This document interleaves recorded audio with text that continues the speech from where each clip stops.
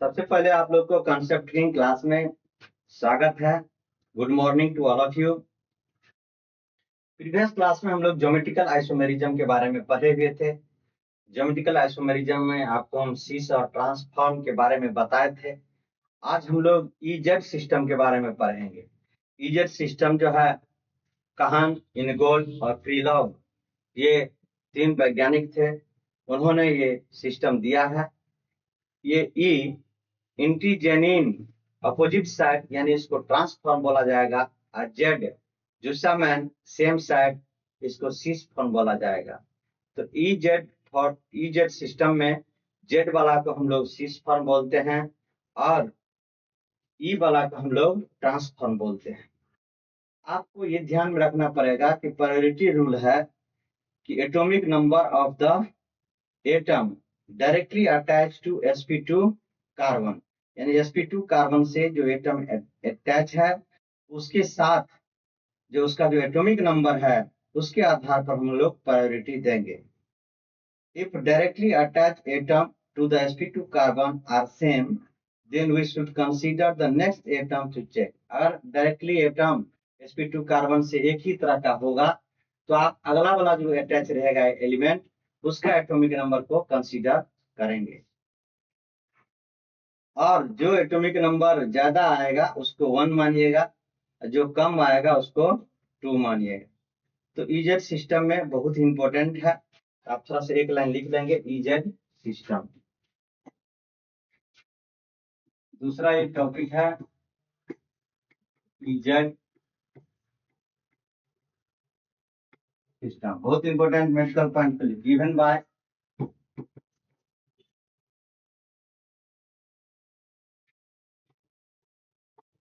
काहन, इनगॉल्ड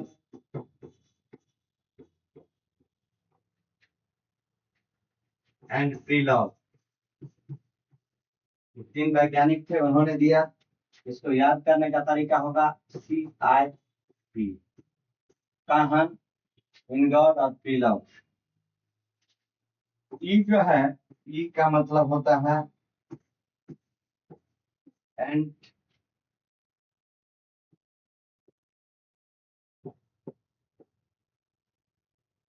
opposite side. क्या होता है? Opposite side. अपोजिट साइड में रहेगा, ये ट्रांसफॉर्म कहला है, ट्रांसफॉर्म। यानी कि ई का अगर आपको बात करेगा तो आप समझिएगा ट्रांसफॉर्म। जेड, जेड का मतलब होता है जूसामैन।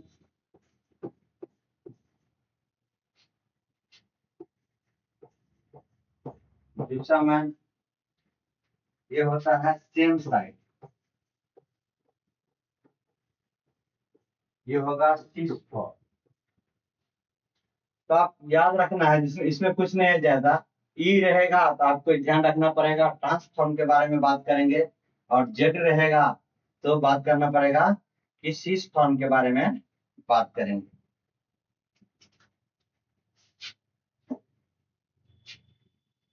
इसमें होगा क्या, जैसे सी डबल बॉन्ड है, मान लीजिए यहाँ पर, यहाँ एक सी लगा हुआ है, यहाँ ए लगा हुआ है, यहाँ बी लगा हुआ है, यहाँ जी लगा हुआ है।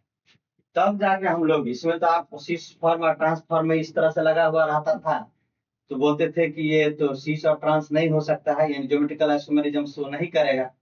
लेकिन यहाँ पर ये शो करेगा ज्योमेट्रिकल आइसोमेरिज्म। इस तरह का केस आपको मिलेगा। तो इसका रूल है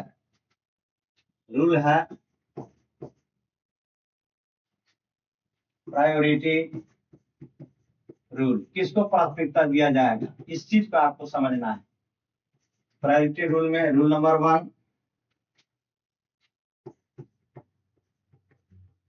प्रायोरिटी में डायरेक्टली प्रोपोर्शनल होगा atomic number of the atomic number of the atom directly attached with sp2 carbon। sp2 carbon से जो एलिमेंट डायरेक्ट अटैच रहेगा उसका एटॉमिक नंबर को कंसीडर करेंगे। जैसे मान लीजिए इस तरह से है, यहाँ पर दिया हुआ है I, यहाँ दिया है Br, और यहाँ दिया है फ्लोरीन, और यहाँ दिया है क्लोरीन। इस तरह से है तो आयोडीन का एटॉमिक नंबर ज्यादा होगा तो इसको 1 मानिएगा, और इसको 2 मानिएगा। क्लोरीन का यहाँ पर, क्लोरीन का यहाँ 1 मानिएगा, और यहाँ पर इसको 2 मानिएगा। इस तरह से जो है सो देखना पड़ेगा। तो देखिए ये कॉर्नर से कॉर्नर एक समान है, ये कॉर्नर से कॉर्नर एक समान है, ये क्या कहलाएगा? ट्रांस।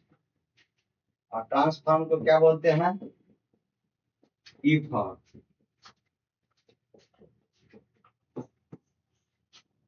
यहाँ लगा है CH3, यहाँ लगा है NH2, यहाँ लगा है H, और यहाँ लगा है Cl।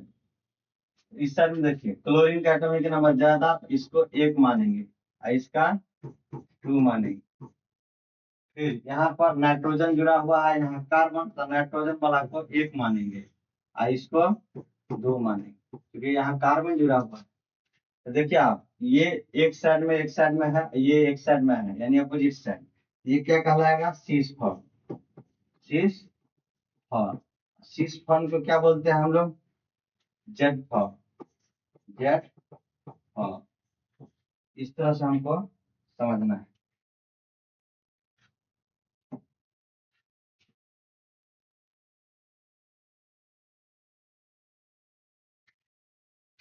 अगर यहाँ पर भी CH3 लगा हुआ, यहाँ पर लगा हुआ है CH2, यहाँ CH3 लगा हुआ, यहाँ लगा हुआ है NH2, यहाँ लगा हुआ है CH3। तो यहाँ पर नाइट्रोजन है तो इसको 1 मानेंगे नाइट्रोजन को, और यहाँ पर इसको 2 मानेंगे। लेकिन यहाँ पर देखिए, यहाँ पर कार्बन है और यहाँ भी कार्बन है, तो दोनों एक ही समान हो गया। तो ये वाला कार्बन को आप कंसीडर करेंगे, इस कार्बन को कंसीडर करेंगे तो ये वाला 1 हो जाएगा, ये वाला क्या होगा? 2। अब सीस ऑफ फॉर्म और ट्रांसफॉर्म डायगोनली बराबर है, ये वाला डायगोनली बराबर है, ये वाला डायगोनली है, तो ये क्या कहना है? ट्रांसफॉर्म। ट्रांसफॉर्म। ट्रांसफॉर्म को हम लोग क्या बोलते हैं? ट्रांसफॉर्म को बोलते हैं ई फॉर्म। Eject system. ट्रांसफॉर्म को क्या बोलते हैं? ई फॉर्म। इस तरह से हम लोग देख सकते हैं। एक ही तरह का अगर आ जाता है दोनों साइड में कार्बन, तो आप करेंगे क्या? अगला वाला जो जुटा हुआ है उसको मान लेंगे। अगर आइसोटोप्स का केस रहेगा दिया हुआ, तो आइसोटोप्स में एटॉमिक नंबर सेम होता है, उस केस में आप उसका मास नंबर ले लीजिएगा। ये चीज ध्यान रखना। अगला सिस्टम हम लोग देखेंगे तीसरा में हम लोग syn and anti system. Syn anti system. Syn और एंटी सिस्टम को देखना है। इसमें ऑक्जाइम और एजो, ऑक्जाइम एंड एजो, इसको देखना है। ऑक्जाइम, ऑक्जाइम बनता कैसे है? C डबल बॉन्ड O, ये अल्डिहाइड या कीटोन का रहेगा। हाइड्रोक्सिल एमीन, यहाँ H2NOH, ये हाइड्रोक्सिल एमीन है। यहाँ से क्या होगा? ये H2 यहाँ से रिमूव हो जाएगा, ये बन जाएगा C, यहाँ डबल बॉन्ड, यहाँ NOH, इसको बोलते हैं एल्डोक्साइन, या इसको बोलते हैं कीटोक्साइन। एल्डिहाइड ग्रुप अगर यहाँ पर रहेगा तो एल्डोक्साइन होगा, अगर कीटोन ग्रुप यहाँ पर रहेगा, यानी कीटोन इधर रहेगा, तो कीटोक्साइन हो जाएगा।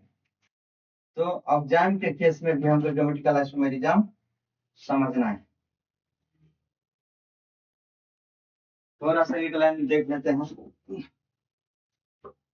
जैसे एन है, डबल बॉन्ड एन, और यहाँ पर लोन पेयर इलेक्ट्रॉन है, यहाँ भी लोन पेयर इलेक्ट्रॉन होगा, और यहाँ पर C6H5 होगा, यहाँ भी C6H5। तो इस तरह से रहेगा, इसको सिन बोलेंगे। और यहाँ पर अगर रहेगा डबल बॉन्ड एन, इसको वहां पर C6H5 कर दिए, और यहाँ पर लोन पेयर इलेक्ट्रॉन, और यहाँ पर लोन पेयर इलेक्ट्रॉन है, यहाँ पर C6H5 अगर हो जाता है, C6H5 इधर अगर आ जाता है, यहाँ C6H5, C6H5 इधर आ जाएगा, इसको बोलेंगे एंटी। क्या बोलेंगे? एंटी। यानी डायगोनली अगर समान रहेगा तो एंटी, और इधर से रहेगा तो सीस फॉर्म कहलाएगा। Geometrical isomerism in cyclic compound के बारे में जानते हैं, थोड़ा सा इसको भी देख लीजिए। साइक्लिक कंपाउंड में जैसे इस तरह से साइकिल बना हुआ है, इस तरह से, और इस तरह से ऐसे लगा हुआ, ऐसे। यहाँ हम लगाए CH3, और यहाँ भी लगा है CH3, और यहाँ पर H, और यहाँ H। तो ये क्या कहलाएगा? सीस फॉर्म। और इस तरफ से ऐसे लगा हुआ है, यहाँ इस तरफ से ऐसे लगा हुआ है, और यहाँ पर CH3 है, और यहाँ CH3 है, यहाँ H है, और यहाँ H। तो ये ट्रांसफॉर्म वाला है, ट्रांसफॉर्म। इस चीज को आपको ध्यान रखना है। साइक्लिक कंपाउंड में भी इस तरह से आपको मिल जाएगा। तो ज्योमेट्रिकल आइसोमेरिज्म का जो बेसिक चीज था यहाँ पर, इंपॉर्टेंट चीज, वो खत्म हो गया। नीट लेवल में इससे ज्यादा नहीं आएगा। अब अगला टॉपिक जो हम लोग पढ़ेंगे, वो पढ़ेंगे ऑप्टिकल आइसोमेरिज्म।